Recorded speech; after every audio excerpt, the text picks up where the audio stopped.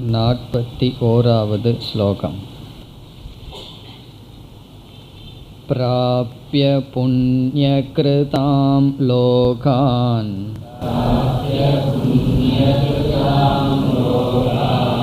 உஷித்வா சாஸ்வதி சமாஹ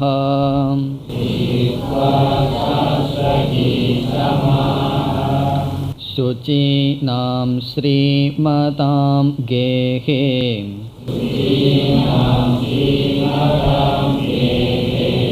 யோக ப்ரஷ்டோபிஜாயதே.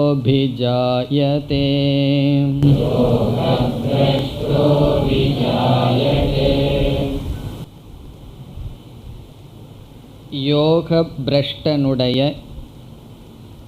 நிலை என்ன என்று அர்ஜுனன் கேட்டான். யோக பிரஷ்டக என்பவன் ஞான மார்க்கத்திற்கு வந்து அதில் வெற்றி அடையாதவன்.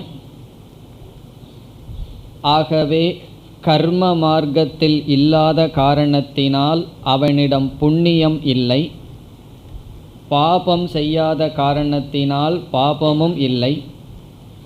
இறந்ததற்கு பிறகு சொர்க்கமோ அல்லது நரகமோ செல்ல முடியாது. மோட்சத்திற்கு செல்ல ஞானத்திலும் நிலை பெறவில்லை. அவன் அழிந்துதான் போவான், அழிந்து போவான் அல்லவா என்பது அர்ஜுனனுடைய சந்தேகம். அர்ஜுனன் அவன் என்ன ஆவான் என்று கேட்பதை விட அவன் அழிந்து போவான் அல்லவா என்று கேட்டான். அதற்கு முதலில் பகவான் என்ன பதில் கூறினார்?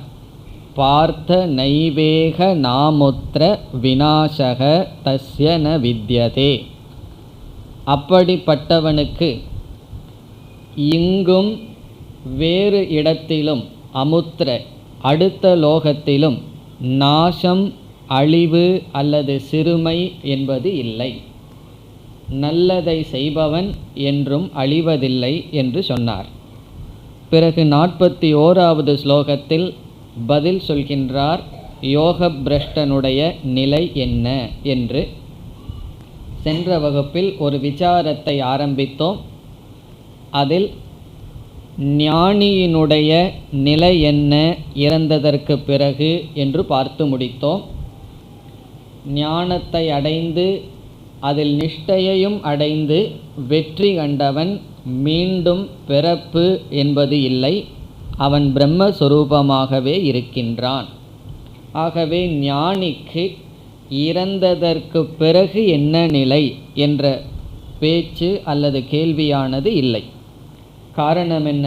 இறந்ததற்கு பிறகு அவனுக்கு பயணம் என்பது கிடையாது. பிறகு சென்ற வகுப்பில் சாமானிய ஜீவர்களுடைய கதியை சிந்திக்க ஆரம்பித்தோம். அதை இப்பொழுது தொடர வேண்டும். யோக பிரஷ்டனுக்கு நாம் வரவில்லை. சாமானிய மனிதர்களுடைய நிலை என்ன? சாஸ்திரத்துக்கு வராதவர்கள், ஞான மார்க்கத்துக்கு வராமல் கர்ம மார்க்கத்தில் இருப்பவர்களுடைய கதி என்ன என்ற சிந்தனையை ஆரம்பித்தோம். இப்பொழுது தொடரலாம். கர்ம மார்க்கத்தில் இருப்பவர்கள் தர்மப்படி வாழ்ந்திருந்து புண்ணியத்தை சேகரித்து இருந்தால் இறந்ததற்கு பிறகு அந்த புண்ணியத்தினுடைய வசத்தினால் சொர்க்கம் என்ற லோகத்திற்கு செல்வார்கள். சொர்க்கம் முதலிய சுகத்தை கொடுக்கின்ற லோகத்துக்கு செல்வார்கள். சுகத்தை கொடுக்கின்ற 7 லோகங்கள் பேசப்பட்டிருக்கின்றது. அதில் புண்ணியத்திற்கு தகுந்தாற்போல் அவர்களுடைய பயணம் இருக்கும். பிறகு என்ன ஏற்படும்? அவர்களுடைய புண்ணியம் தீர்ந்தவுடன், சொர்க்கலோகத்தில் இருக்கின்ற போகங்களை அனுபவித்து தீர்ந்தவுடன் மீண்டும் அந்த ஜீவர்களுடைய சஞ்சித கர்ம என்ற கர்மங்கள் இருக்கின்றது. அவர்கள் ஏற்கனவே சேர்த்து வைத்த பாப புண்ணியங்களினுடைய குவியல். சஞ்சிதம் என்றால் சேர்த்து வைக்கப்பட்டது, சிதம் என்றால் சேர்த்து வைக்கப்பட்டது, கலெக்டட் அப்படின்னு அர்த்தம், சேகரிக்கப்பட்டது. சஞ்சிதம் என்றால் பல ஜென்மங்களில் சேகரிக்கப்பட்டுள்ள பாப புண்ணியங்களினுடைய குவியல். மனித சரீரத்திலிருந்து அதிக புண்ணியத்தை அவன் அடைந்ததனால் அதை தீர்க்க மேல்லோகம் சென்று புண்ணியத்தை முடித்து மீண்டும் அந்த ஜீவன் சஞ்சித கர்மத்திலிருந்து எந்த பாவ புண்ணியங்கள் வெளிப்படுகிறதோ அதற்கு தகுந்த ஜென்மத்தை எடுப்பான். இப்போ ஒரு ஜீவன், சாமானிய ஜீவன், ஞானத்திற்கெல்லாம் வரவில்லை, தார்மீகமான வாழ்க்கை வாழ்ந்திருக்கின்றான். ஆசைப்பட்டு நல்ல நல்ல கர்மங்கள், தானங்கள், தபங்கள், யஜ்ஞங்கள் இதெல்லாம் செய்திருக்கின்றான். அதனுடைய பலனாக சொர்க்கத்துக்கு சென்று சுகங்களை அனுபவித்து மீண்டும் அந்த ஜீவனுடைய சஞ்சிதத்தில் எந்த பாப புண்ணியங்கள் வெளிப்படுகிறதோ அதற்கு தகுந்த ஜென்மத்தை எடுப்பான். இனி அடுத்த கேள்வி, எப்படிப்பட்ட பாப புண்ணியம் வெளிப்படும் என்பது யாருக்கும் தெரியாது. அது பகவானுக்கு மட்டும் தெரிகின்ற விஷயம். அந்த ஜீவனிடம் எப்படிப்பட்ட பாப புண்ணியம் வெளிப்படும் என்று நமக்கு தெரியாது. ஒரு கால் வெளிப்பட்ட பாபம் அதிகமாகவும் வெளிப்பட்ட புண்ணியம் குறைவாகவும் இருந்தால் மரம், செடி, கொடிகள், மிருகங்கள் போன்ற ஜென்மம் இந்த பூமியில் அவனுக்கு கிடைக்கும். பாபத்தினுடைய பங்கு அதிகம், புண்ணியத்தினுடைய பங்கு குறைவாக இருந்தால். ஒரு கால் புண்ணியத்தினுடைய பங்கு அதிகமாக பாபத்தினுடைய பங்கு குறைவாக இருந்தால் தேவலோகம் முதலிய லோகங்களுக்கு அவன் சென்று விடுவான். இந்த மனித லோகமே கிடைக்காது, இதைவிட வேறான சுகம் அதிகம் கொடுக்கின்ற லோகத்திற்கு சென்று விடுவான். ஒரு சமயம் சஞ்சிதத்திலிருந்து வெளிப்படுகின்ற பாப புண்ணியங்கள் ஓரளவு சமமாக இருந்தால், அதுவும் ஓரளவு தான், சரியா 50-50 நல்ல, ஓரளவு சமமாக இருந்தால் மீண்டும் அவனுக்கு மனித ஜென்மம் கிடைக்கின்றது. ஆகவே சாமானிய ஜீவன் இறந்ததற்கு பிறகு என்ன நிலை ஏற்படும் என்பது அவனுடைய கர்மத்தினுடைய வசத்தை பொறுத்தது, கர்மத்தை பொறுத்து அமைகிறது. அதிக புண்ணியம் செய்திருந்தால் சொர்க்கலோகம் அல்லது சுகத்தை கொடுக்கின்ற லோகம், அதை முடித்துவிட்டு அடுத்த பாப புண்ணியங்கள் எப்படி வெளிப்படுகிறதோ அதற்கு தகுந்த ஜென்மம் அவனுக்கு கிடைக்கிறது. அதனால தான் ஒரு முறை மனித ஜென்மத்தை நாம் விட்டுவிட்டால் அடுத்ததும் மனித ஜென்மமாகத்தான் பிறக்க வேண்டும் என்ற நியதி கிடையாது. காரணம் என்ன? வெளிப்பட்ட பாவ புண்ணியங்களினுடைய அளவு மாறுதல் இருந்தால் விதவிதமான ஜென்மங்கள் கிடைக்கலாம். இந்த லோகத்தில் பிறக்கலாம், ஆனால் மனிதர்களாகத்தான் பிறக்க வேண்டும் என்ற நியதி கிடையாது. அதனால் தானே பாடி வைத்தார்கள், இப்பிறவி தப்பினால் எப்பிறவி வாய்க்குமோ. இந்த பிறவி போயிடுதுன்னு சொன்னால் அடுத்தது 4 காலில் நடக்கிறோமா அல்லது பறக்கிறோமா நமக்கு தெரியாது. காரணம் என்ன? எந்த பாப புண்ணியங்கள் வெளிப்படும் என்பது யாருக்கு தெரியும்? இது ஒரு விதமான ஜீவர்கள். சாமானிய ஜீவர்களில் இனியொரு விதமானவர்கள் இங்கு அதிக பாபத்தை செய்திருந்தால், அதிக பாபத்தை மனித சரீரத்திலிருந்து செய்திருந்தால் அவர்களுடைய நிலை பாபத்துக்கு தகுந்தாற்போல் இறந்தவுடன் நரகம் முதலிய துயரத்தை கொடுக்கின்ற லோகத்துக்கு செல்வார்கள். பிறகு அந்த பாவம் முடிந்தவுடன் மீண்டும் சஞ்சிதத்தினுடைய கர்மத்திற்கு வருவார்கள். அதிலிருந்து வெளிப்படுகின்ற கர்மத்திற்கு போல மீண்டும் அவர்களுக்கு ஏதோ ஒரு ஜென்மம் கிடைக்கும். ஆகவே சாமானிய மனிதர்களுடைய இறப்பு என்பது இறந்ததற்கு பிறகு நல்ல லோகங்கள், சுகத்தை கொடுக்கின்ற லோகமோ துக்கத்தை கொடுக்கின்ற லோகமோ, எத்தனையோ லோகங்கள் பேசப்பட்டிருக்கிறது, பித்ருலோகம் என்றெல்லாம் பல லோகங்கள், ஏதோ ஒரு லோகத்திற்கு செல்வார்கள். அவர்களுடைய பாப புண்ணியத்தை பொறுத்து, பிறகு சஞ்சிதத்தை பொறுத்து மீண்டும் எந்த ஜென்மம் கிடைக்கும் என்று சொல்ல முடியாது. குறிப்பாக மனித ஜென்மம் கிடைக்குமா இல்லையா என்றால் நாம் கூற முடியாது, நிச்சயமாக கூற முடியாது. இதுதான் சாமானியமான ஜீவர்களினுடைய கதி. ஒரு சாதாரண ஜீவன் இறந்தால் அவன் நல்ல லோகம் என்றால் சுகத்தை கொடுக்கின்ற லோகமோ துக்கத்தை கொடுக்கின்ற லோகமோ சென்று பிறகு மீண்டும் அவனுடைய கர்ம வசத்தில் ஏதோரு ஜென்மத்தை இந்த லோகத்திலேயோ அல்லது வேறு லோகத்திலேயோ எடுக்கலாம் அல்லது எடுப்பான். இனி மூன்றாவதாக நாம் இங்கு பேசப்படுகின்ற யோக பிரஷ்டனுக்கு வருவோம். 3 மனிதர்களுடைய கதியை நாம் சிந்திக்கின்றோம். முதல் ஞானிக்கு கதி என்ன என்றால் என்ன பார்த்தோம்? அகதின்னு பார்த்தோம். அவனுக்கு ஒரு கதியும் கிடையாது. கதி கிடையாது என்றால் பயணம் என்பது கிடையாது. அஞ்ஞானிகளுக்கு பயணம் அவர்களுடைய கர்மத்தை போல.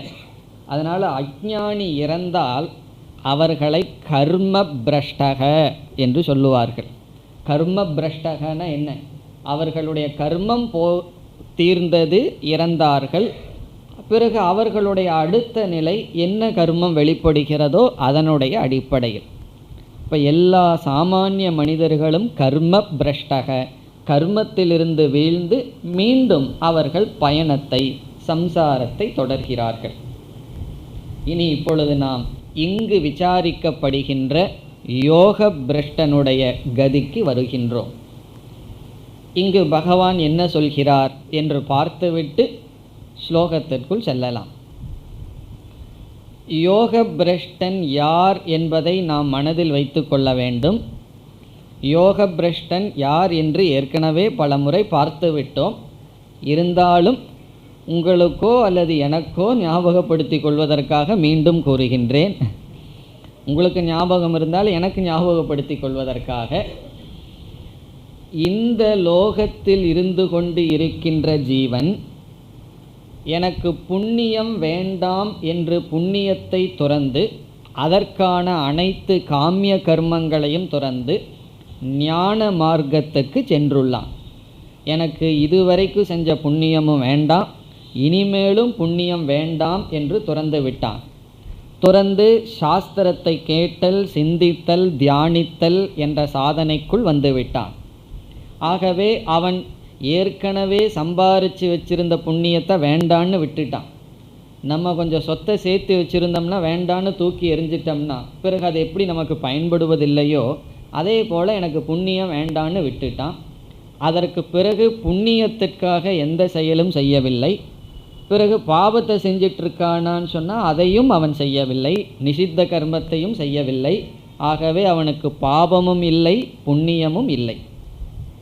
பிறகு மோட்சத்திற்காக முயற்சி செய்கின்ற மார்க்கத்தில் மனதினுடைய சாஞ்சல்யத்தினால் இறுதி கட்டத்தில் அவனுடைய மனதை ஞானத்தில் நிறுத்த முடியவில்லை. வாசனையினாலோ அல்லது அனாத்மாவினுடைய பிடியில் இருந்து கடைசி காலத்தில் மீண்டும் எதை துறந்தானோ அதில் மனது சென்று விட்டது. பணத்தை எல்லாம் துறந்திருந்தால், உறவினர்களையெல்லாம் துறந்திருந்தால் கடைசியில் எதற்கு சென்று விட்டான்? மீண்டும் அவன் அனாத்ம விஷயமான சிந்தனையில் சென்று அவன் பிரம்மத்தை நினைக்காமல் இறந்து விடுகின்றான். பிரம்மத்தில் நிலை பெறாமல் இறந்து விடுகின்றான்.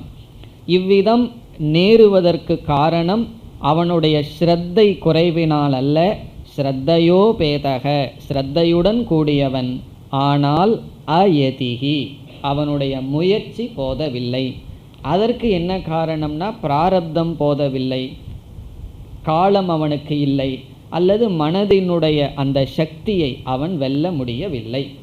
அவனுடைய கதி என்ன?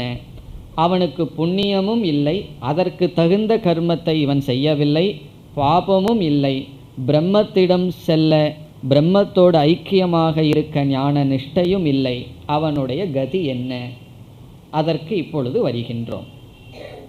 இங்கு பகவான் அவனுடைய நிலை 3 கருத்தை பகவான் சொல்கின்றார். அவனுக்கு என்ன கிடைக்கும் என்றால் இந்த 3 அவனுக்கு கிடைக்கும் என்று சொல்கின்றார். 1, இந்த யோக பிரஷ்டனுக்கு முதலில் கிடைப்பது புண்ணியம். அர்ஜுனன் நினைத்தான் புண்ணியமான கர்மங்களையெல்லாம் துறந்துவிட்டு சாஸ்திர விசாரத்தில் ஈடுபட்டு விட்டான் என்று. பகவான் சொல்கின்றார், இவன் புண்ணியமான கர்மங்களை எல்லாம் துறந்து, புண்ணியமான கர்மங்கள் என்றால் புண்ணியத்தை கொடுக்கின்ற யஜ்ஞம், தானம், தபஸ் என்ற கர்மங்களை எல்லாம் துறந்து வேதாந்த விசாரத்தில் ஈடுபட்டு இருந்த போதிலும் அவனுக்கு முதலில் கிடைப்பது அதிகமான புண்ணியம். இப்போ யோக பிரஷ்டனுக்கு பகவான் கொடுக்கின்ற முதல் பலன் புண்ணியம். அவனுக்கு புண்ணியம் கிடைக்கும். அர்ஜுனன் என்ன நினைத்தான்? வேதத்தில் சொல்லி இருக்கின்ற, ஸ்மிருதியில் சொல்லி இருக்கின்ற வைதிக ஸ்ரௌத ஸ்மார்த்த கர்மங்களை செய்வதனால் மட்டும் புண்ணியம் என்று நினைத்தான். பகவான் சொல்கின்றார், வேதம்ங்கிறது ஈஸ்வரன் கொடுக்கப்பட்டது, அதில் வேதாந்தம்ங்கிறது ஈஸ்வரன் கொடுக்கப்பட்டது. அதை கேட்பது, அதை புரிந்து கொள்ள முயற்சி செய்தலே ஒரு பெரிய புண்ணியத்தை கொடுக்கும். அதனால தான் பகவத்கீதையோ உபனிஷத் வகுப்பு புரிகின்றதோ இல்லையோ, புரிஞ்சால் ஞானத்தை கொடுக்கும், புரியலின்னா என்னத்தை கொடுக்கும்னா புண்ணியத்தையாவது கொடுக்கும். காரணம் என்னென்னா, இந்த நேரத்தில் வீட்டில் இருந்தால் என்னென்ன காட்சிகள் மனதுக்குள்ளே போய் தொந்தரவு பண்ணியிருக்குமோ அதெல்லாம் போகாமையாவது பாதுகாத்திருக்கேன். ஆகவே பகவான் முதலில் சொல்வது, இந்த பர்ஷூட், இந்த பாதையில் செல்வதே முதலில் புண்ணியத்தை கொடுக்கும். அது வெற்றியா தோல்வியாங்கிறது இரண்டாவது. அது வெற்றி அடையிறமோ தோல்வி அடையிறமோ முதலில் கிடைப்பது புண்ணியம். இப்போ கோயிலில் போய் பகவானுடைய தர்ஷனத்தை பண்ணால் புண்ணியம் வரும். நாம் வேதாந்தம் படிக்கிறோன்னு சொல்லி பகவானுடைய சிரவணம், பகவானுடைய சொல்ல, கீதைங்கிறது பகவானுடைய சொல்லு தானே, அதை கேட்டால் பகவான் சொல்கிறார், என்ன சொல்கின்றார்னா, என்னை நீ தரிசனம் பண்ணுறதை விட என்னை நீ கேட்டால் உனக்கு அதிக புண்ணியம் என்று சொல்கின்றார். ஏன்னா அங்கே போய் என்ன பண்ணுவோம்? இப்போ திருப்பதிக்கு பலர் போகிறார்கள், அதை விசாரம் பண்ணி பார்த்தா அவர்களுடைய டாபிக் என்ன அப்படின்னு சொல்லி கொஞ்சம் விசாரம் பண்ணி பார்த்தா முதல்ல லட்டுவை பற்றி இருக்கும், அதனுடைய சைஸை பற்றி இருக்கும். முன்னெல்லாம் நான் போகும்போது 10 வருஷம் போகும்போது இவ்வளோ பெருசாக இருக்கும்னு. ரெண்டாவது பகவானுடைய ஆபரணங்களினுடைய விலை. மூன்றாவது உண்டியலில் எவ்வளவு கலெக்ஷன் ஆகுது. இதுதான் டாப்பிக்காக இருக்கும். அப்போ என்ன நம்ம பக்தி பண்ணியிருக்கோம் அப்படின்னா, இப்போ அதுவும் ஒரு விதமான அனாத்மா தான். இது தவறு கிடையாது, இதை பற்றி பேசுறது இல்லை. ஏன்னா பகவானோட சம்பந்தப்பட்ட லட்டு தானே, நல்லது தான். நம்மளாக வீட்டில் போகமாக சாப்பிட்றதுக்கு அதில் பகவானோடைய முத்திரை குத்தி இருக்கும், அதனால அது ஒரு புண்ணியத்தை கொடுக்கும். இது தவறு கிடையாது, பேசலாம் சாப்பிடலாம், அது இருக்கட்டும். ஆனால் பகவான் சொல்கிறார், இப்படி என்னுடைய அனாத்ம அம்சத்தை பார்த்து அதில் விசாரம் பண்ணிட்டு இருக்கிறத விட என்னை புரிந்து கொள்வதற்கான தத்துவத்தை கேட்பதினால் உனக்கு புரிஞ்சா ஞானம், புரியவில்லை என்றால் அந்த சிரவணமே புண்ணியத்தை கொடுக்கும், அதிக புண்ணியத்தை கொடுக்கும்னு இங்கு பகவான் சொல்கின்றார். இப்போ சாதாரணமாக இருப்பவர்களை காட்டிலும் இதில் தோல்வி அடைந்தவர்களுக்கு அதிக புண்ணியம். அதாவது மேலான ஒன்றுக்கு முயற்சி செய்யாதவன் உயர்ந்தவனா, அதில் முயற்சி செய்து தோல்வி அடைந்தவன் உயர்ந்தவனா என்றால் பகவான் சொல்கிறார், என்னை வெறும் தர்சனம் பண்ணிட்டு செல்பவர்களை விட என்னுடைய தத்துவத்தை உணர முயற்சி செய்து அவர்கள் தோல்வி அடைந்தாலும் அவர்களை விட இவர்கள் புண்ணியத்தை அடைகிறார்கள். அதனால் தோல்வி அடைந்தவன் முயற்சி செய்யாதவனை விட உயர்ந்தவன். இது முதல் கருத்து பகவான் சொல்வது. இப்போ சாஸ்திர சிரவணம், வேதாந்த சிரவணம் அதுவே அதிக புண்ணியத்தை கொடுக்கின்றது. சரி, புண்ணியம் கிடைக்கட்டுன்னு கிளாஸுக்கு வரக்கூடாது. இதை கேட்ட உடனே புரியுதோ இல்லையோ புண்ணியம் கிடைக்கட்டுன்னு கிளாஸில் உட்கார்ந்துட்டு வேறு ஏதாவது வீட்டில் இருக்கிற கணக்கெல்லாம் எழுதிட்டு இருக்கக்கூடாது. பால்காரன் கணக்கு இதெல்லாம் இங்கே புண்ணியத்துக்காகத்தானே வந்திருக்கேன்னு. நம்ம வந்திருக்கிறது புண்ணியத்துக்காக அல்ல, ஞானத்துக்காக. அதில் தோல்வி அடைந்தாலும் பை ப்ராடக்டாக வர்றது என்னென்னா சைடு எஃபெக்டாக இங்கே புண்ணியந்தான் வருது. வேறு ஏதாவது கர்மம் பண்ணால் சைடு எஃபெக்டாக பாவம்தான் வரும், தப்பாக பண்ணிட்டோம்னா. வேதாந்தத்தில் பகவான் புண்ணியங்கிறத சைடு எஃபெக்டாக சொல்கிறார். ஒரு மருந்து சாப்பிட்டா சைடு எஃபெக்ட்னு சொல்கிறார்கள் அல்லவா, அப்படி வேதாந்தத்தினுடைய சைடு எஃபெக்ட் என்ன தெரியுமோ, நம்மை அறியாமல் புண்ணியத்தை சேர்த்து வைத்து கொள்கின்றோம். அதுதான் முதல் கருத்து. சரி, இரண்டாவதாக என்ன சொல்கிறார்? இந்த 3 கருத்து முக்கியமான கருத்து. இரண்டாவது கருத்து, அடுத்த ஜென்மம் பூலோகத்தில் கண்டிப்பாக மனித ஜென்மம் அவனுக்கு கிடைக்கும். அடுத்த ஜென்மத்தில் பூலோகத்தில் அவன் மீண்டும் பிறக்கும் பொழுது அவனுக்கு மீண்டும் மனித ஜென்மம் கிடைக்கும். நரஜென்ம பிராப்திகி, அடுத்து அவனுக்கு கிடைக்கின்ற பலன். சாமானிய ஜீவர்களை நம்ம பார்த்தோம். அதை பார்த்துட்டு யோக பிரஷ்டனை பார்த்தா தான் 2 பேர்த்துக்குள்ள வேறுபாடு தெரியும்.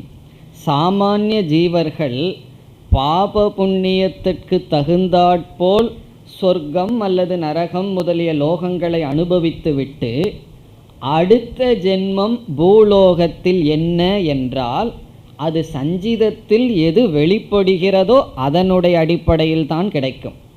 அது மிருக ஜென்மமாகவோ மரம் செடியாகவோ தேவனாகவோ அல்லது மனிதனாகவோ இருக்கலாம்.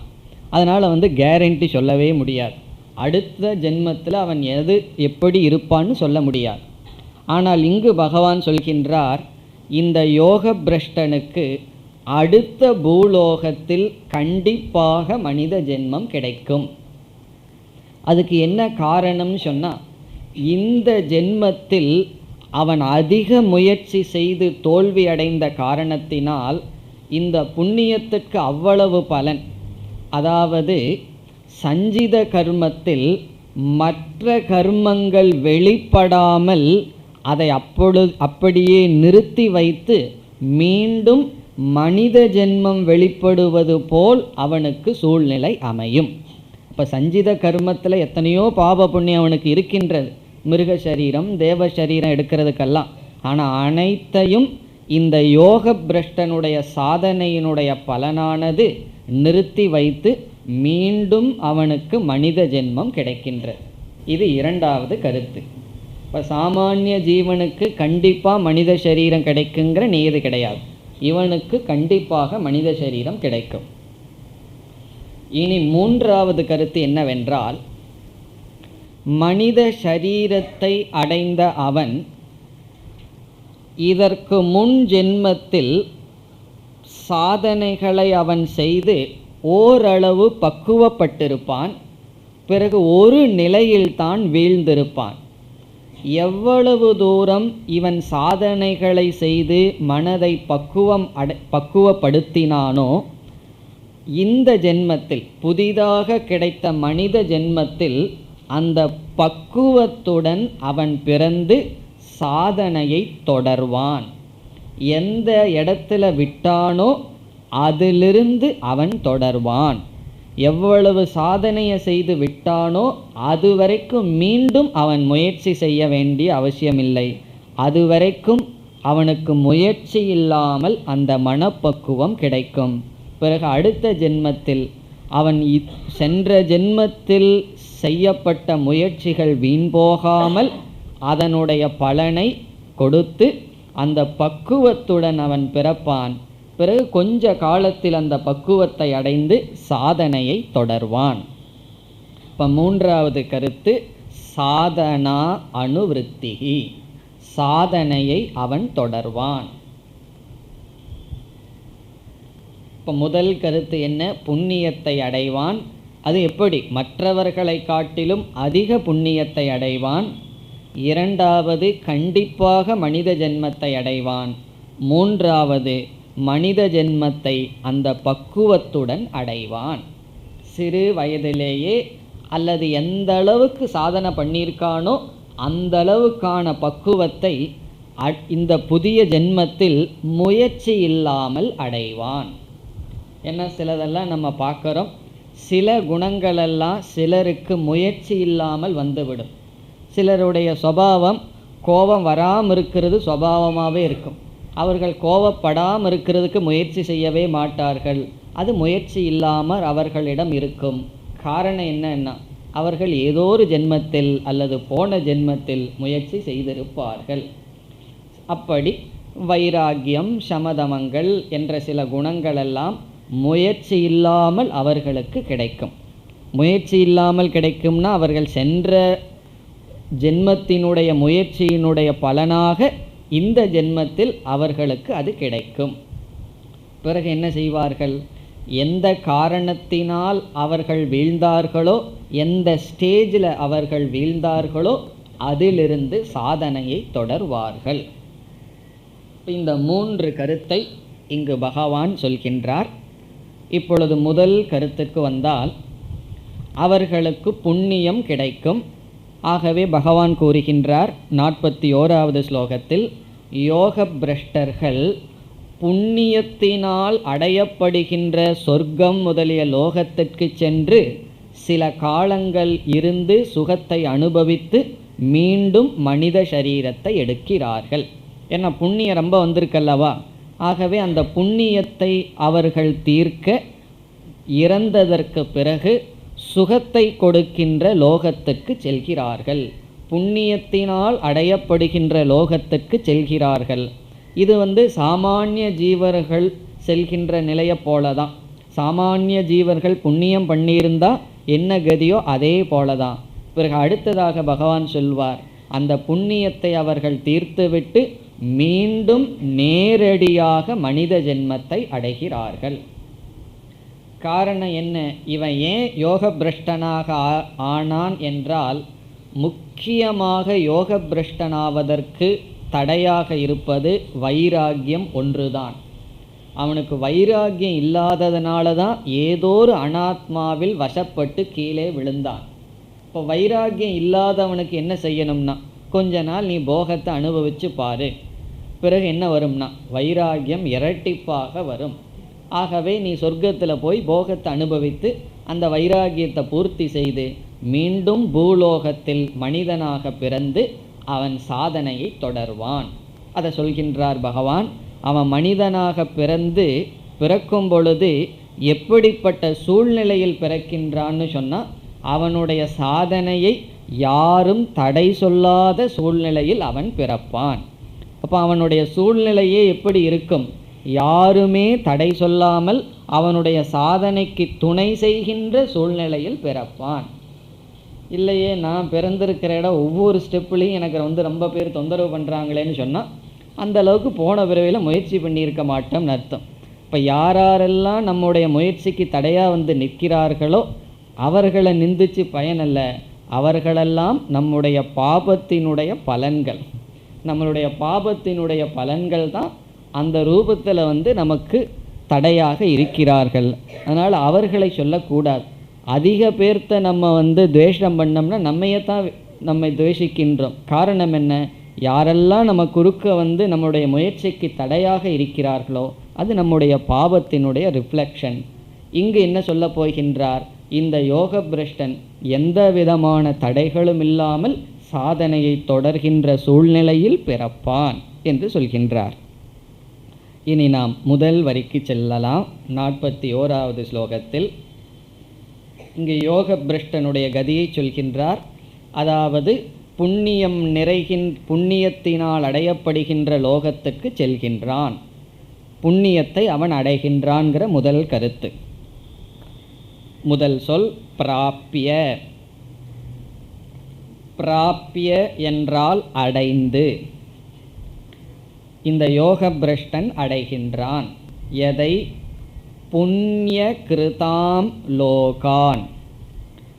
புண்ணிய கிருதாம் என்றால் புண்ணியம் செய்யப்படுபவர்களுடைய.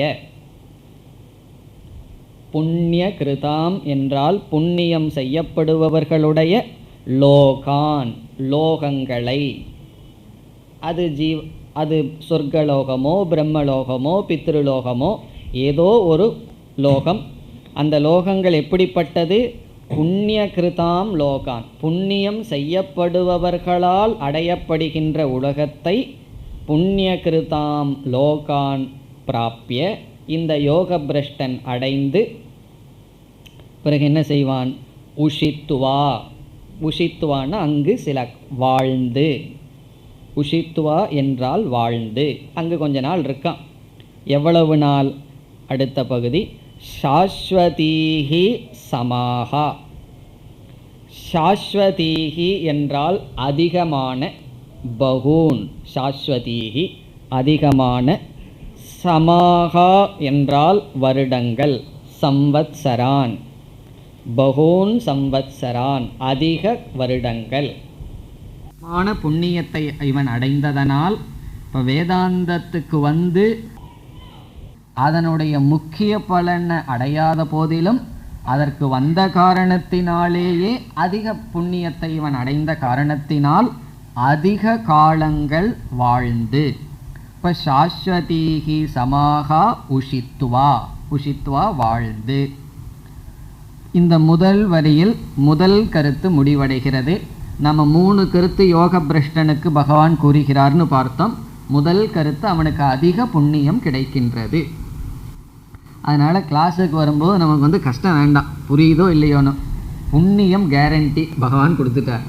இப்போ இறந்த உடனே நேராக எங்கே போயிடுவோம், புண்ணியம் இருக்கிற லோகத்துக்கு போயிடுவோம். இப்போ ஒரு கேரண்டி கார்டு பகவான் கொடுத்துட்டார். இப்போ என்ன வாங்கினாலும் கேரண்டி கொடுக்குறார்கள் அல்லவா, அதுபோல் பகவான் என்னுடைய கீதைக்கு வந்தால் நான் கொடுக்குற கேரண்டி கார்டு என்னன்னா, முதல்ல உங்களுக்கு புண்ணியம் இருக்கும்.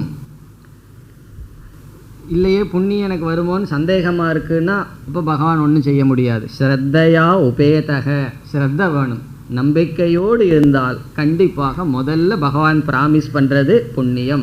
இப்போ கேரண்டி கார்டில் முதல்ல என்ன போட்டார், புண்ணியம்னு போட்டிருக்கார். பிறகு என்ன பண்ணுவானா அவன், அந்த புண்ணியத்தினுடைய வசத்தினால அங்கே கொஞ்ச நாள் இருந்து, இந்த வைராக்கியம் குறைஞ்சதுனால தானே போயிருக்கான். இங்கே ஏதோ ஆடல் பாடல் எல்லாம் பார்த்துட்டு ஏமாந்துட்டான், பிரம்மத்தை விட்டுட்டான். சரி அங்கே போய் ரம்பா ஊர்வசியினுடைய ஆடல் கொஞ்ச நாள் பார்த்துட்டு பிறகு உனக்கு புத்தி வரும், பிறகு மீண்டும் மனித ஜென்மத்துக்கு வரலான்னு அங்கே கொஞ்ச நாள் சுகத்தை அனுபவித்து பிறகு வருகின்றான். 2வது வரியில் சொல்கின்றார், மீண்டும் அவன் மனித ஜென்மத்தை எடுக்கின்றான். அதுவும் எந்த இடத்துல எடுக்கிறான்னு சொன்னால், எந்த இடத்துல மனித ஜென்மத்தை எடுத்தால் அவனுடைய சாதனையை தொடர முடியுமோ அங்கு எடுப்பான். போய் எங்காவது நைஜீரியாவில் போய் மனித ஜென்மத்தை எடுத்தோம்னு வச்சுக்கோமே, என்ன சாதனையை தொடர முடியும்? அப்படி எந்த இடத்துல சாதனையை எடுத்தால், அவனுடைய மனித ஜென்மத்தை எடுத்தால் அவன் விட்ட குறை அப்படின்னு சொல்லுவோம் அல்லவா, எதை விட்டிருக்கானோ அதை தொடர முடியுமோ அந்த சூழ்நிலையில் அவன் பிறப்பான். அப்போ பகவான் வந்து அந்த சூழ்நிலையை சொல்கிறார். எந்த சூழ்நிலையில் அவன் பிறக்கின்றான்? சுச்சீனாம் ஸ்ரீமதாம் கேஹே யோக பிரஷ்டக அபிஜாயதே. யோக பிரஷ்டக, இந்த யோக பிரஷ்டன் அபிஜாயதே பிறக்கின்றான். அபிஜாயதே பிறப்பு எடுக்கின்றான். யோக பிரஷ்டக, பிரஷ்டகன வீழ்ந்தவன், யோகன்னு சொன்னால் மோட்சத்திலிருந்து அல்லது மோட்ச மார்க்கத்திலிருந்து வீழ்ந்தவன். யோகங்கிறதுக்கு 2 அர்த்தம் கொடுக்கலாம், பிரம்மத்திடமிருந்து வீழ்ந்தவன் அல்லது பிரம்ம மார்க்கத்திலிருந்து வீழ்ந்தவன். அந்த யோக பிரஷ்டன் அபிஜாயதே எங்கு? அதற்கு முன்னாடி சொல் கேஹே. கேஹே என்றால் வீட்டில், ஒருவருடைய வீட்டில். யாருடைய வீட்டில் பிறக்கின்றான்? 2வது வரியில் முதல் சொல் சுச்சீனாம் ஸ்ரீமதாம். சுச்சீனாம் என்றால் நல்லவர்களுடைய வீட்டில், தூய்மையானவர்களுடைய வீட்டில், பண்பாட்டை உடையவர்களுடைய வீட்டில், பண்பாடை உடைய பெற்றோருக்கு பிறக்கின்றான், ஒழுக்கமான பெற்றோருக்கு பிறக்கின்றான். சுச்சீனாம். ஸ்ரீமதாம், பிறகு செல்வந்தனாகவும் பிறக்கின்றான். பண்பாட்டை உடைய, ஸ்ரீமதாம் என்றால் செல்வத்தை உடைய, வசதி உடைய வீட்டில் பிறக்கின்றான். பொருள் படைத்த, அருள் படைத்த வீட்டில் பிறக்கின்றான் என்பது பொருள். ஸ்ரீமதாம் என்றால் பொருளை உடைய, வசதி உடைய. சுச்சீனாம் என்றால் தூய்மையானவர்களாக, ஒழுக்கமானவர்களாக இருக்கின்ற பெற்றோருக்கு அவன் பிறக்கின்றான். பிறந்து அவன் என்ன செய்ய போறான், எப்படி அவன் சாதனையெல்லாம் பிடிக்க போறான்னு பகவானே சொல்ல போகின்றார். இதற்கு பிறகு பிறந்ததுக்கப்புறம் அவன் என்ன பண்ணுவான், அவன் எப்படி அவனுடைய பழைய சாதனையை தொடரப் போகின்றான், எல்லா விஷயத்தையும் இனிமேல் பகவானே சொல்லப் போகின்றார். இப்போ இங்கு என்ன சொல்கின்றார், தூய்மையானவர்களான செல்வந்தர்களுடைய வீட்டில் அவன் பிறக்கின்றான். இதனுடைய பொருள் என்ன என்றால், ஒரு கால் அவன் மிக ஏழ்மையான குடும்பத்தில் பிறந்திருந்து அவனுக்கு சில கடமைகள் வந்து விட்டால் அவன் கடமைகளினாலேயே அவனுடைய காலமானது கழிந்துவிடும். பிறகு என்ன சாதனை செய்வதற்கு அவனுக்கு வாய்ப்பு இருக்காது. ஆகவே செல்வமானது அவனுக்கு பயன்படுகின்றது. இப்போ ஒரு செல்வந்தனுடைய குடும்பத்தில் ஒருத்தன் பிறந்திருந்தான்னா அவனுக்கு யாரையும் பொருளை ஈட்டி காப்பாற்ற வேண்டுங்கிற கடமை இல்லை. இப்போ அவனுடைய முழு காலத்தையும் எந்த வயதில் வேண்டுமானாலும் அவன் மீண்டும் சாதனைக்குள் வந்து விடலாம். ஆகவே செல்வமானது ஒருவனுக்கு கடமை என்ற பந்தத்திலிருந்து விடுதலை கொடுக்கின்றது. பிறகு வெறும் பணக்காரனுடைய வீட்டில் மட்டும் பிறந்திருந்தால் என்ன ஆகிறதுனா, அங்கே சுச்சீனாம்ங்கிறது இல்லைன்னு வச்சுக்கோமே, தூய்மை இல்லை, வெறும் பணம் மட்டும்தான் இருக்குது. அவர்களுடைய வீட்டில் பிறந்திருந்தால் என்ன ஆகும்னா, அவர்களுடைய வீட்டில் பிறந்திருந்து அறிவு இல்லாத அல்லது பண்பாடு இல்லாத வெறும் செல்வம் மட்டும் இருப்பவர்களுடைய வீட்டில் யார் பிறப்பான்? கண்டிப்பாக யோக பிரஷ்டன் பிறக்க மாட்டான். யார் ரொம்ப பாவத்தை செய்திருந்தால் அவன் பிறப்பான். காரணம் என்னென்னா, முதல்ல அவனுக்கு வீட்டில் இருக்கிற நாய் மேலே தான் அட்டாச்மெண்ட் வரும். காரணம் என்ன, அங்கே சுச்சி தூய்மை கிடையாது, அவர்களுக்கெல்லாம் பொருள் ரொம்ப இருக்குது, பணத்தை என்ன செய்யணும்னு தெரியாது, என்ன செய்வார்கள்? அப்படி அசுத்தமான சூழ்நிலைகளை அதிகமாக செலவு செய்து உருவாக்கி கொள்வார்கள். இப்போ பண்பாடு இருக்காது. அப்படிப்பட்ட இடத்தில் அவன் பிறக்க மாட்டான். பண்பாட்டை உடைய செல்வந்தர்களுடைய சூழ்நிலையில் பிறப்பான். இப்போ பண்பாடு உடன் செல்வம் வந்தால் அது அலங்காரம், பண்பாடு இல்லாமல் செல்வம் வந்தால் அலங்கோலம்னு சொல்வார்கள், அது அலங்கோலம். ஆகவே இங்கு செல்வம்னு ஏன் சொல்கிறார்னு சொன்னால், அவன் செல்வத்தை தேட முயற்சி செய்ய வேண்டிய அவசியமில்லை. அதோடு அவன் பிறந்து பிறகு அந்த சுச்சீனாம்ங்கிறது தான் முக்கியம். பண்பாட்டை உடைய பெற்றோர்களுக்கு அவன் பிறக்கின்றான். அதனால தான் ஒரு சுவாமி சொன்னார், ரிஷிகேஷில் ஒரு ஆசிரமம் இருக்குது.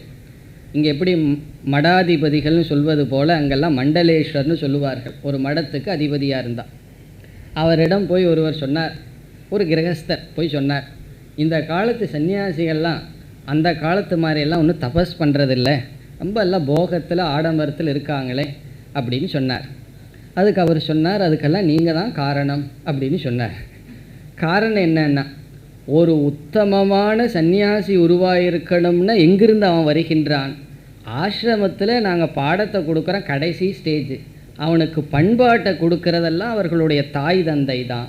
அப்போது ஒருத்தர் உத்தமமானவன் உருவாயிருந்தால் அந்த பெருமையும் இல்லறத்தாருக்கு சேர்கிறது. கீழ்மையானவன் ஒருவன் உருவாயிருந்தால் அந்த சிறுமையும் இல்லறத்தாருக்கு சேருகின்றது. ஆகவே நாங்கள் சன்னியாசியை உற்பத்தி செய்வதில்லை, அதெல்லாம் உங்கள் கையில் இருக்குது. நீங்கள் எப்படி பண்பாடோடு எங்களுக்கு கொடுக்கிறீர்களோ அதைத்தான், என்ன குழந்தையில் எதை ஷேப் பண்ண முடியுமோ அதுதான் முக்கியம். நம்மளும் பார்க்கலாம், சில ஆசிரமங்களில் சில பிரம்மச்சாரிகள் சாதுக்கள்லாம் இருக்கிறார்கள். அவர்களுடைய ரூம் அவர்கள் எப்படி வைத்திருக்கிறார்கள், இது சாதாரண டிசிப்ளின் தான். அது அவர்களுடைய பெற்றோர் எப்படி அவர்களுக்கு சொல்லி கொடுத்தாரோ அதை ரிஃப்ளெக்ட் பண்ணும். சில நல்ல சாதுக்கள் இருப்பார்கள், ஆனால் தூய்மை, சுற்றுப்புற சூழ்மையை தூய்மையாக வைத்திருக்க மாட்டார்கள். அதை என்னன்னு விசாரம் பண்ணி பார்த்தா தாய் அந்த ஒரு ஒழுக்கத்தை சொல்லி கொடுத்திருக்க மாட்டாள், தந்தை சொல்லி கொடுத்திருக்க மாட்டார்கள். அவங்க சின்ன குழந்தையில் அந்த வீடு எப்படி அசுத்தமாக, அதுக்குள்ளே அசுத்தமாக எல்லாம் இறஞ்சி கிடந்து அதில் எப்படி இருந்ததோ, பெரிதானாலும் அவன் சாதுவாக இருந்தாலும் சரி, வானப்பிரஸ்தனாக இருந்தாலும் சரி, அதே பழக்கம்தான் வரும். ஆகவே சுச்சீனாம்னு சொல்வதற்கு காரணம், ஒருவனுடைய பண்பாட்டை கொடுப்பது அவனுடைய குடும்ப சூழ்நிலை, குறிப்பாக தாயும் தந்தையும். ஆகவே பகவான் சொல்கிறார், சுச்சீனாம் ஸ்ரீமதாம் கேகே, அப்படிப்பட்ட பண்பாட்டை உடைய பெற்றோருக்கு அவன் பிறப்பான். பிறந்து என்ன பண்ணுவான்னு பிறகு சொல்ல போகிறார். இங்கு நரஜென்மம் அவனுக்கு கிடைக்கின்றது. அந்த நரஜென்மமும் அவனுடைய சாதனைக்கு உகந்த சூழ்நிலையில் கிடைக்கின்றது. இதெல்லாம் யோக பிரஷ்டனுடைய பலன். இதெல்லாம் கேட்டுட்டு சில பேர் என்ன சொல்வார்கள் தெரியுமோ, கண்டிப்பாக நான் முக்தி அடைய மாட்டேன், அட்லீஸ்ட் யோக பிரஷ்டனாக ஆனாலும் பரவாயில்ல அப்படின்னு சொல்லுவார்கள். யோக பிரஷ்டனாகிறதுக்கு படிக்கிறது இல்லை. என்ன ஒரு மாணவர் வந்து சொன்னார், எனக்கு முக்தி இருக்கோ இல்லையோ அட்லீஸ்ட் யோக பிரஷ்டனாவது ஆனால் போதும், அந்த அளவுக்கு இருந்தால் போதும்னு சொல்லுவார்கள். பட் யோக பிரஷ்டன் ஆனாலும் என்ன பலன்னா அடுத்த பிறவியில் இந்த பலன் என்று பகவான் கூறுகிறார். அப்போ இதில் என்ன சொல்லியிருக்கார் இந்த ஸ்லோகத்தில், அவனுக்கு புண்ணியம் கிடைக்கும் முதல் கருத்து, அதனுடைய பலனா சொர்க்கத்துக்கு சென்று சுகத்தை அனுபவிப்பான். அடுத்த கருத்து கண்டிப்பாக மனித ஜென்மம் கிடைக்கும், சாதனைக்கு உகந்த இடம் கிடைக்கும்னு சொல்லியிருக்கார். இனி இதற்கு பிறகு வருகின்ற ஸ்லோகத்தில் எப்படி சாதனையை தொடருவான்னு சொல்ல போகிறார். இனி 42வது ஸ்லோகத்தில் அடுத்த கருத்து ஒன்றுக்கு வருகின்றார். 42 அதவா யோகினாமேவ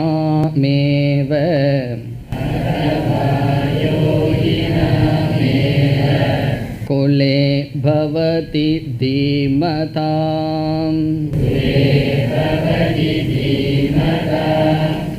ஏதத்தி துர்லபதரம்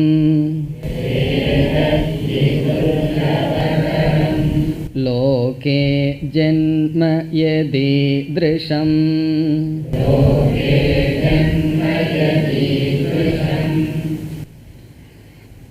இந்த ஸ்லோகத்தில் பகவான் என்ன சொல்கின்றார் என்றால், யோக பிரஷ்டனையே இரண்டாக பிரிக்கின்றார். இரண்டு விதமான யோக பிரஷ்டர்கள்.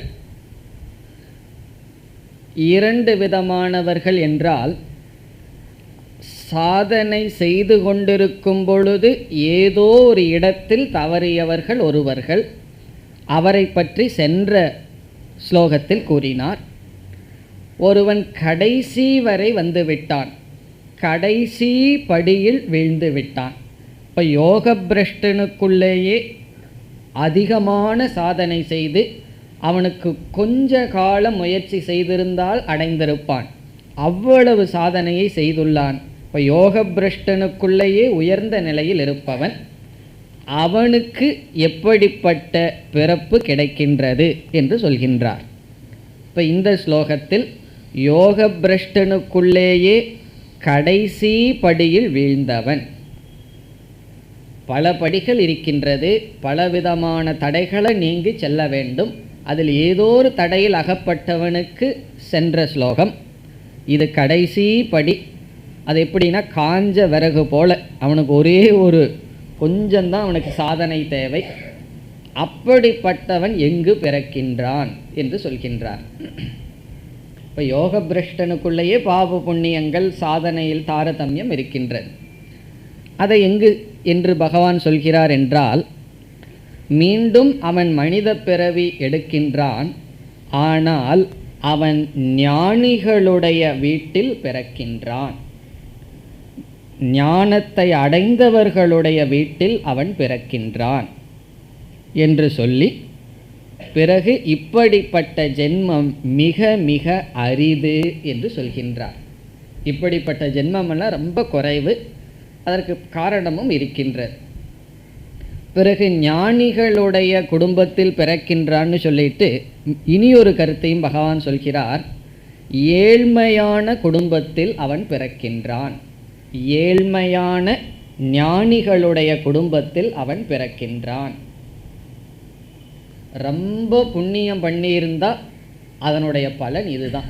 அதிகம் ஒருத்தன் புண்ணியம் பண்ணிட்டான், அதுக்கு என்ன பலன்னா அதிக சாதனை பண்ணியிருக்கான், அதற்கு பகவான் கொடுக்கின்ற பலன் ஏழ்மையான குடும்பத்தில் ஞானிகளுடைய மிக உத்தமமான மனிதர்களுடைய வீட்டில் பிறப்பான்.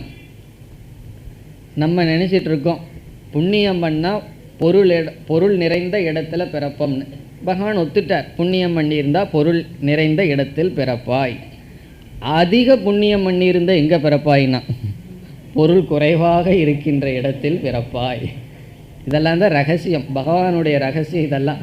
இது பேர் தான் உபனிஷத்துங்கிறது. நம்மளுடைய கால்குலேஷனே வேறு, பகவானுடைய கால்குலேஷனே வேறு. அப்படி தான் இங்கே சொல்கிறார். அவன் ரொம்ப புண்ணியம் பண்ணிட்டான்னு சொன்னான், அவன் எப்படி எங்கு பிறப்பான்? பொருள் குறைவாக இருக்கின்ற இடத்தில் பிறப்பான். காரணம், பகவான் ஒருத்தனை அழிக்கணும்னு முடிவு பண்ணிட்டார்னா என்ன செய்வார்? பணத்தை கொடுத்துருவார். புத்தியை கொடுக்காம பணத்தை கொடுத்துருவார். புத்தியை கொடுத்து பணத்தை கொடுத்தா அவன் நல்ல தானமெல்லாம் பண்ணி புண்ணியத்தை சேர்த்திடுவானே. புத்தி இல்லாமல் பணத்தை கொடுத்துட்டார்னா அதுதான் அவனுடைய அழிவுக்கு காரணம். நமக்கெல்லாம் நேரம் இல்லை இதையெல்லாம் கொஞ்சம் விசாரம் பண்ணி பார்க்கறதுக்கு. ரொம்ப பிஸியாக பணத்தை சம்பாதிக்கிறதுலேயே இருந்துடுறோம். கொஞ்ச நேரம் அமர்ந்து ஒவ்வொருவருடைய வாழ்க்கையை பார்த்தோம்னா, அதான் பலருடைய சரித்திரத்தை பார்க்கணும். சினிமா பார்க்குறது கூட தப்பில்லை, அதில் எல்லாமே பார்த்து சிந்திக்கிறதுல சில விஷயங்கள் இருக்குது. இவன் இப்படி வாழ்ந்தான், அதனுடைய பலன் இப்படி என்று இந்த காரிய காரணத்தை பார்த்தோம்னு சொன்னால் 99% மனிதர்களுடைய வீழ்ச்சிக்கு ஏழ்மை காரணமல்ல, பொருளும் பதவியும் தான் காரணம். அவர்களுடைய நாசத்திற்கும் மன நிம்மதியினுடைய இழப்புக்கும் பொருள்தான் காரணம். இதெல்லாம் ரகசியம். இது உண்மை தெரிஞ்சதுன்னு என்ன செய்வார்கள் மனிதர்கள்? தர்மத்துக்கு போயிடுவார்களே. இப்போ எல்லா தர்மத்துக்கு போயிட்டால் அதர்மம் ரொம்ப குறைஞ்சிருமே. அப்போ எப்படி உலகம் நடக்கும்? ரெண்டு சமமாக இருக்கணுமே. ஆகவே பகவான் இங்கு சொல்கிறார், அப்படிப்பட்ட யோக பிரஷ்டர்கள் ஞானிகளுடைய ஏழ்மையான சூழ்நிலையில் பிறப்பார்கள். ஏழ்மையான சூழ்நிலையில் பிறந்துட்டோம்னு சொன்னால் கஷ்டப்பட்டு தபஸ் பண்ண வேண்டாம், அந்த சூழ்நிலையே நமக்கு தவத்தை கொடுத்து விடும். ரொம்ப வசதியான குடும்பத்தில் பிறந்தோம்னு வச்சுக்கோமே, ரொம்ப சௌகரியமாக வாழ்ந்திருப்போம். அதுக்கப்புறம் என்ன பண்ணணும்னா கஷ்டப்பட்டு தவம் பண்ணணும். ஏழ்மையான சூழ்நிலையில் பிறந்துட்டோன்னு சொன்னால் அந்த கஷ்டங்களெல்லாம் கிடையாது. சிறு வயதிலிருந்தே உணவு, ஆடை, சூழ்நிலை, ஈவன் தூங்குகிற பெட்டு முதல் கொண்டு ஏழ்மையாக இருந்து நம்முடைய வாழ்க்கையே தவமாக மாறிவிடும். பிறகு அவன் ஞானத்தை அடையிறது, ஞான நிஷ்டை அடையிறது மிக மிக சுலபமாக இருக்கும். இதில் இனியொன்று வேறு சொல்லிடுறார் பகவான், இப்படிப்பட்ட ஜென்மம் துர்லபம், அவ்வளவு சுலபமாக கிடைக்காதுன்னு சொல்கிறார். காரணம் என்னன்னா, கடைசி நிலையில் அவனுக்கு பகவான் எப்படியாவது தூக்கி விட்டுருவார். இந்த 33 மார்க் வாங்கினா என்ன செய்வார்கள் தெரியுமோ? கிரேஸ் மார்க்னு 2 போட்டு, சரி இவனை ஏன் இந்த வருஷம் ஃபெயில் ஆக்கி அந்த ஆசிரியருக்கு மறுபடியும் ஒரு கஷ்டத்தை கொடுக்கணும், அடுத்த ஆசிரியர் கஷ்டப்படட்டும் அப்படின்னு 35ன்னு போட்டு விட்டுருவார்கள். பல பேர் இப்படித்தான் பாஸ் பண்ணி வந்திருக்கோம். இந்த கிரேஸ் மார்க்னு ஒன்று இருக்குது. அப்படி பகவான் ஒருத்தன் கடைசி ஸ்டெப்பில் இருந்தால் சரி போன போதுட்டு விட்டுருவான், அவனுடைய வாசனையெல்லாம் துரத்தி விட்டு ஞானத்தை கொடுத்துருவார்.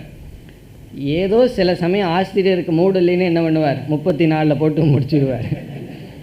அப்படி பகவான் சில சமயம் விட்டுட்டார்னு வச்சுக்கோமே, சரி அடுத்த ஜென்மம் இப்படி வா அப்படின்னு விட்டுட்டார்னா அவன் தான் இப்படி வருவானா. ஆகவே இப்படிப்பட்டவர்கள் மிகவும் குறைவு. இனி ஒன்று, ஞானிகளாகவும் இருந்து இல்லறத்திலும் இருப்பவர்கள் அதைவிட குறைவு. காரணம் என்னென்னா, பிரம்மச்சரியம், இல்லறம், வானப்பிரஸ்தம், சந்நியாசம்னு போய் அந்த ஸ்டேஜில் ஞானத்தை அடையிறதுங்கிறது பொதுவாக இருக்கிறதுனால இல்லறத்தில் இருந்து கொண்டு ஞான நிஷ்டையுடன் இருப்பவர்களும் குறைவு. இப்படிப்பட்ட யோக பிரஷ்டர்களும் குறைவாக இருக்கிறார்கள். ஆகவே பகவான் சொல்கிறார், இப்படிப்பட்ட ஜென்மம் ரொம்ப ரேர், ஒரு விதிவிலக்காக இருக்கின்றது, ஆனால் நடக்கும் என்று சொல்கின்றார். இப்போ இந்த ஸ்லோகத்தில் கடைசி நிலையிலிருந்து வழுகிய மேலான யோக பிரஷ்டனுடைய நிலையை சொல்கின்றார். இப்பொழுது பார்த்தால், அதவா என்றால் ஒரு கால் அல்லது அதர்வைஸ். இங்கே 2வது ஆளை சொல்ல போகிறேன்னு சொல்கிறார். 2வது விதமான யோக பிரஷ்டன். இவன் எங்கு பிறக்கின்றான்? யோகினாம் ஏவ குலே பவதி. யோகினாம் என்றால் ஞானிகளினுடைய, யோகினாம் ஞானிகளினுடைய, குலே குலத்தில், அவர்கள் ஞானிகளாக இருக்கின்றவர்கள், ஆனால் இல்லறத்தில் அவர்கள் இருக்கின்றார்கள். ஒரு ரிஷிகளினுடைய குலத்தில். யோகினாமேவ குலே பவதி. பவதினா ஜென்ம பவதி, அவர்களுக்கு பிறப்பு ஏற்படுகிறது. பிறகு அந்த ஞானிகளுக்கு இனி ஒரு அடைமொழி தீமதாம். தீமதாம் என்றால் அறிவை உடைய, ஆத்ம ஞானத்தை உடைய யோகிகளினுடைய குலத்தில் அவனுக்கு பிறப்பு வருகின்றது. ஏழ்மையான சூழ்நிலையில் அவனுக்கு இந்த பிறப்பு வருகின்றது. இப்படி வந்தவனுக்கு குருவை நாடி போகணுங்கிற கஷ்டமே கிடையாது. காரணம் என்ன? அப்பாவே குருவாக இருந்துருவார், அவரே உபதேசம் செய்வார். யோகி தீமதாம் யோகினாம், அறிவையுடைய ஆத்ம ஞானத்தை உடைய ஏழ்மையான குடும்பத்தில் இருக்கின்ற யோகிகளினுடைய குலத்தில் அவன் பிறக்கின்றான். பிறகு இரண்டாவது வரியில் சொல்றார், இப்படிப்பட்ட ஜென்மம் மிக மிக துர்லபம். இரண்டாவது வரி, ஏதத் இப்படிப்பட்ட, இந்த ஏதத்ஹிங்கிறதுக்கு அப்புறம் ஜென்ம என்கிற சொல்ல எடுத்துக்கணும். கடைசிக்கு முன்னத்த சொல் ஏதத் ஜென்ம, இப்படிப்பட்ட ஜென்மமானது துர்லபதரம். துர்லபம்னு சொன்னாவே துர்லபம், துர்லபதரம்னா அது துர்லபத்திலும் துர்லபம், அவ்வளவு சுலபமாக அமைவது அல்ல. காரணம் என்ன? இப்படி போகிற ஆளும் குறைவு, அப்படி இருக்கின்ற இடமும் குறைவாக இருக்கின்றது. இல்லறத்தில் இருந்து கொண்டு ஞானியாக இருப்பவர்களும் குறைவு, இல்லைன்னு பகவான் சொல்லவில்லை, குறைவாக இருப்பார்கள். பிறகு கடைசி நிலையிலிருந்து விழுந்து போகிறவர்களும் மிக குறைவு. ஆகவே துர்லபதரம் லோகே, லோகேன இந்த உலகத்தில் இப்படிப்பட்டவர்களினுடைய பிறப்பு மிக மிக துர்லபதரம். எது ஈதிருஷம், எது ஈதிருஷம்ங்கிறதும் ஜென்மத்திற்கான சொல், ஜென்மத்தை குறிக்கின்ற சொல். எது எந்த ஜென்ம, ஈதிருஷம் இப்படிப்பட்டதாக இருக்கின்றதோ, அதாவது ஏழ்மையான ஞானிகளினுடைய குடும்பத்தில் பிறப்பதாக இருக்கின்ற எது ஈதிருஷம் ஜென்ம, துர்லபதரம் லோகே, உலகத்தில் மிக மிக அரிது. இப்போ இந்த இரண்டு ஸ்லோகத்தில் பகவான் என்ன நமக்கு சொல்லியிருக்கின்றார் என்றால், யோக பிரஷ்டனாக இருப்பவன் அடுத்த பிறவியில் கண்டிப்பாக மனித பிறவிதான் கிடைக்கும். புண்ணியமும் அவனுக்கு கிடைத்த காரணத்தினால் அவன் நல்ல புண்ணியத்தினால் அடையப்படுகின்ற லோகத்திற்கு சென்று அதிக நாட்கள் இருந்து பிறகு மீண்டும் ஜென்மத்தை அடைகின்றான். எப்படிப்பட்ட சூழ்நிலையில் ஜென்மத்தை அடைகின்றான்? முக்கியமாக பண்பாட்டை உடைய பிறகு வசதியான சூழ்நிலையில் இவன் ஜென்மத்தை அடைகின்றான். அல்லது யோக பிரஷ்டன் மிக மிக மேலானவனாக இருந்திருந்தால் அவன் அடைகின்ற ஜென்மமானது ஏழ்மையான ஞானிகளினுடைய குடும்பத்தில் அவன் பிறக்கின்றான். இப்படிப்பட்ட பிறப்பானது துர்லபம் என்று சொன்னார். இனி என்ன பகவான் சொல்ல போகிறார் என்றால், இவ்விதம் பிறந்த யோக பிரஷ்டன் அவனுடைய வாழ்க்கை எப்படி இருக்கின்றது, அவன் என்ன செய்கின்றான் என்பதை சொல்ல போகின்றார். மூன்றாவது கருத்தாக நாம் என்ன பார்த்தோம்? அவன் சாதனையை தொடர்வான் என்று பார்த்தோம். அவன் சில காலங்கள் சாதாரண மக்களைப் போல் இருப்பான். குழந்தை பிறந்த உடனே யோக பிரஷ்டனான்னு போய் பார்க்கக்கூடாது. ஏதாவது குழந்தைகளெல்லாம் ஏதாவது குழந்தைகளை பார்க்கும்போது இது யோக பிரஷ்டனா என்னெல்லாம் கண்டே பிடிக்க முடியாது. சாதாரண குழந்தைகளை போல தான் இருப்பான். அழுவான், சிரிப்பான், விழுவான், எல்லாம் பண்ணுவான். பிறகு என்ன ஆகும்னா, கொஞ்ச காலத்துக்கு பிறகு இந்த பக்குவமானது வேலை செய்ய ஆரம்பிக்கும். இப்போ இந்த ஜென்மத்தில் எவ்வளவு வைராக்கியம், எவ்வளவு விதமான ஒரு மனப்பக்குவம், மனதினுடைய திருடத்தன்மை, உறுதி இவைகளெல்லாம் அடைஞ்சிருந்தானோ அதை கொஞ்ச நாட்கள் அது மறைக்கப்பட்டிருக்கும். சாதாரண குழந்தைகள் போல் பிறகு என்ன செய்வான்னா, அந்த புண்ணியத்தினுடைய வசத்தினால் மிக வேகமாக உந்தப்படுவான்.